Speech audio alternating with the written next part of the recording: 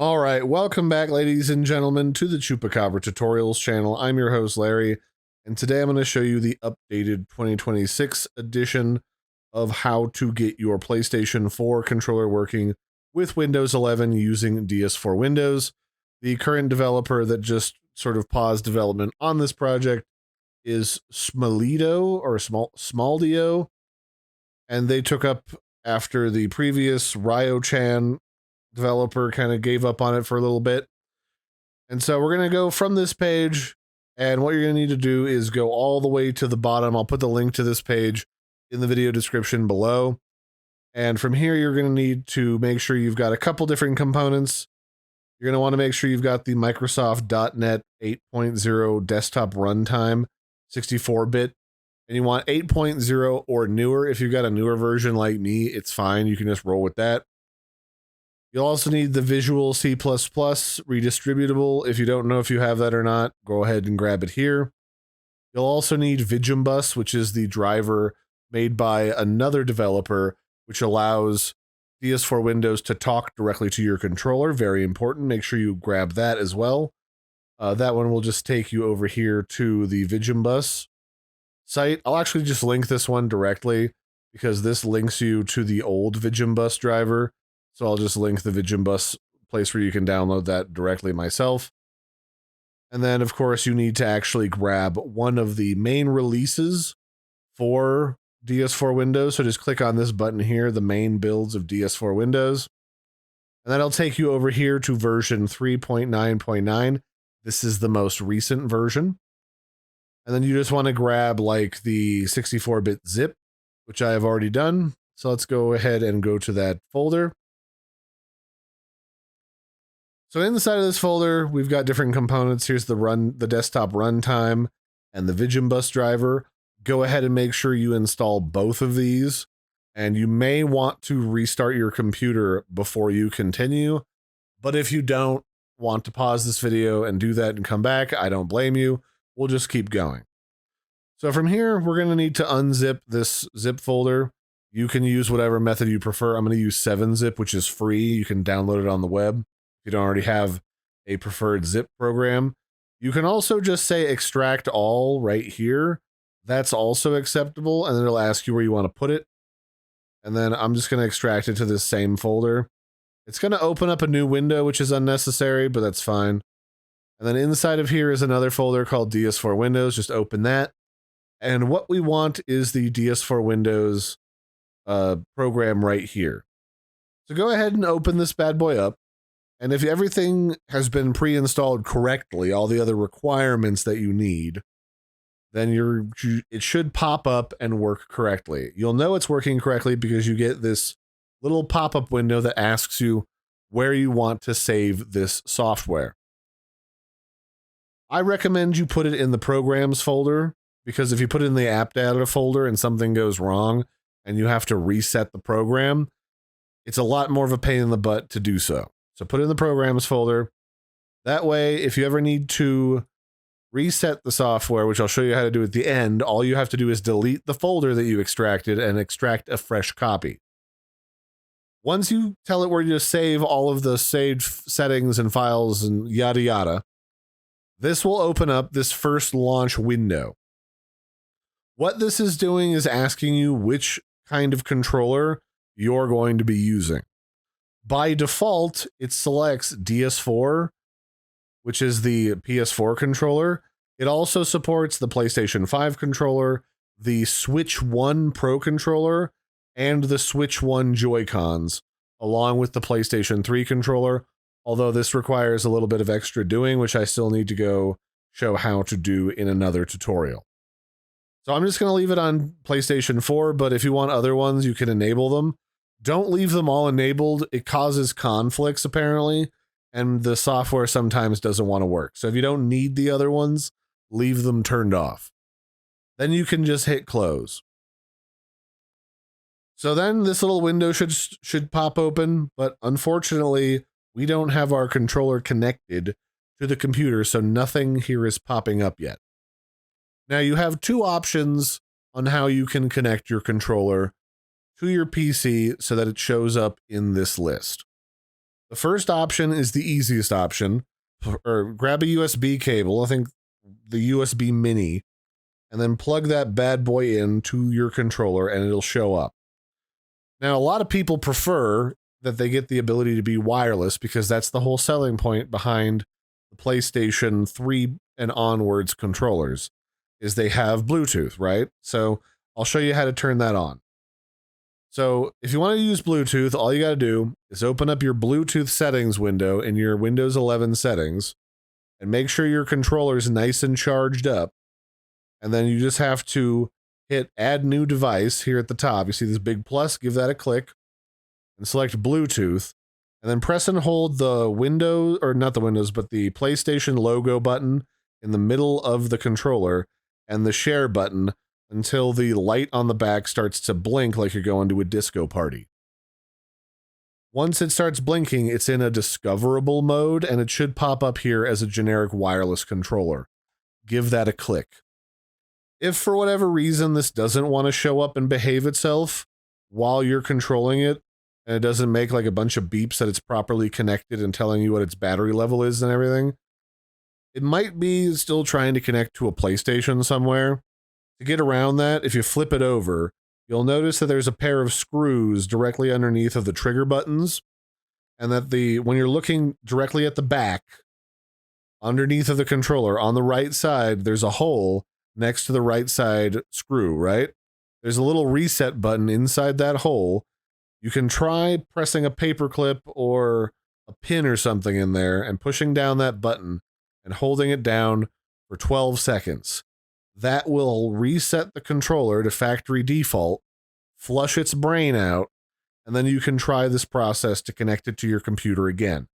But remember, it needs to be fully charged up, and you need to do all this other jazz.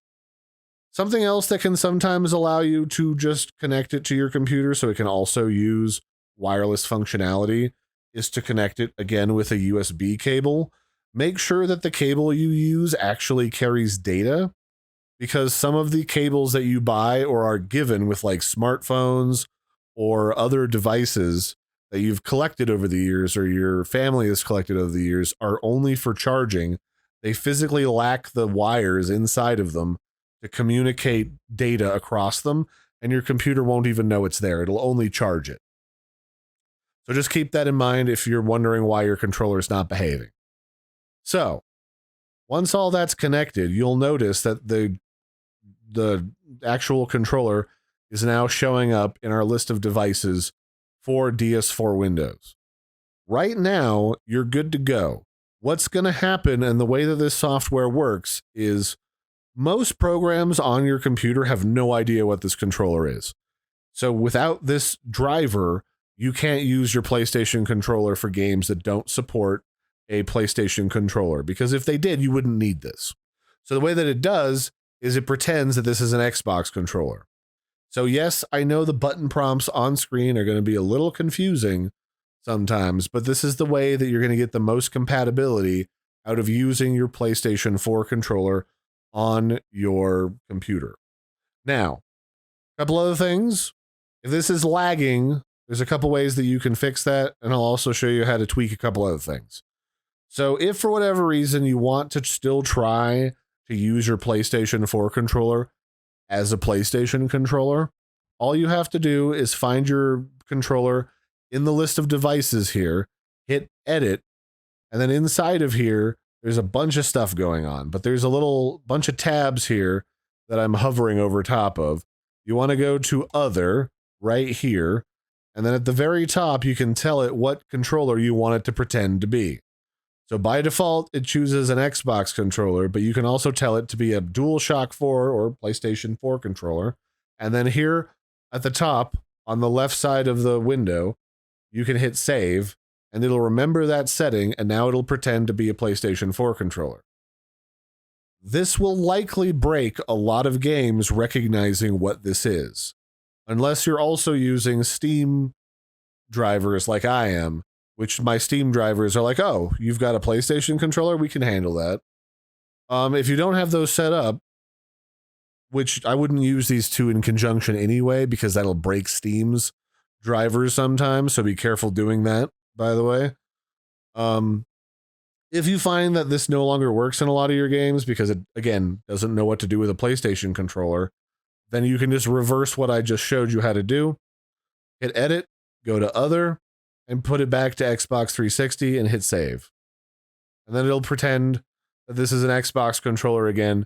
That will work the best for most things. If for whatever reason you need to add driver support for other types of controllers, enabling the ability to use a PlayStation 5 controller or a Nintendo controller, all you have to do is go to settings, and then over here under utilities.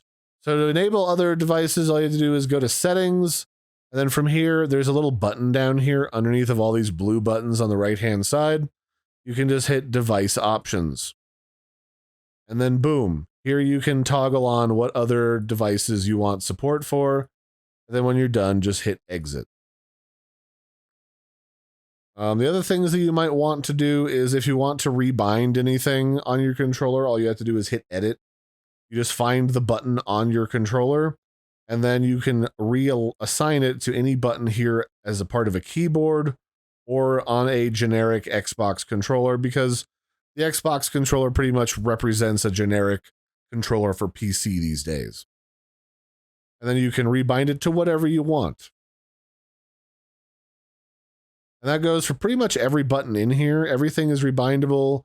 You can rebind the clickable buttons on the touchpad. You can rebind the PlayStation button, the two controller joypads, the sticks, the trigger buttons, all that jazz.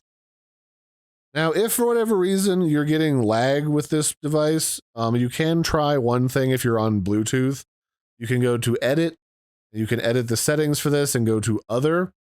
And then down here at the bottom, you can change your poll rate to 1 millisecond. So it's constantly calling back to the computer and communicating every millisecond what's going on.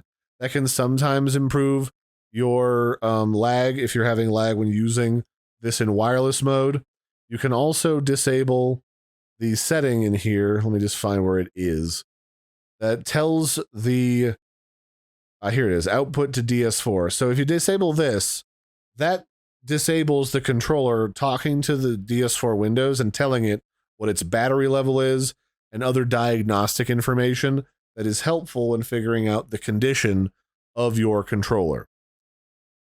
I don't find that one helps as often, but definitely the Bluetooth poll rate down here and this little pull down at the very bottom of the other tab helps tremendously. If you're still having lag, make sure that your Bluetooth antenna is both A, plugged into the wireless card on the back of your computer. You should have two antennas with most of those, and that they are not obstructed by anything, because sometimes they just have the little dinky ones that go on the back. But if you have one that's on the end of a cable that you can sit on top of your PC gaming tower, and you can put it up front where it's not obstructed and has line of sight with your controller, that'll also help lag as well. Worst case scenario, if you're still lagging when using the software, but you need to use the software because you don't have another controller, just plug it in with a really long USB cable. You can get one that goes like 15 feet across the house if you need to. Do it. It works just fine. I recommend that over Bluetooth most of the time, although my computer is like literally like 6 inches from me. So it's a little easier for me. Now, with that out of the way, a couple other notes. You can plug in like up to like 8 or so different controllers to DS4Windows. It doesn't always work super great. I'm not going to promise you anything. I've only successfully gotten 2 controllers to behave themselves at once. One of them was on wireless and one of them was wired. So, you know, a mileage may vary. You can also change the background color of them by clicking on this little color bar here and using a custom color if you so please. And then whatever you select here is what will appear on the back of your controller.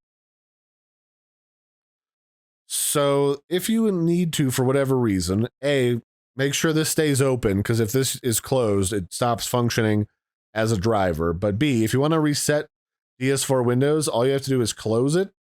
And then when you are done, go back to the main folder where you've got everything, and then right click, and then just delete the folder that you created with everything in it empty your trash can, and then you can just extract from the zip file that you have a fresh copy of DS4Windows, set everything back up, and that should fix whatever issue you have with the program hiccuping. It's a free piece of driver software that's developed by a handful of different people at this point. Bugs and weird glitches happen because it doesn't have a corporate team working to correct it. So that'll be it for this one, ladies and gentlemen. This has been how you tweak and set up DS4Windows, along with some additional information to try to help you with your various problems that you might be having. I've been your host, Larry. Don't forget to like and subscribe, and I'll catch you next time. Bye, everybody. Have a good one.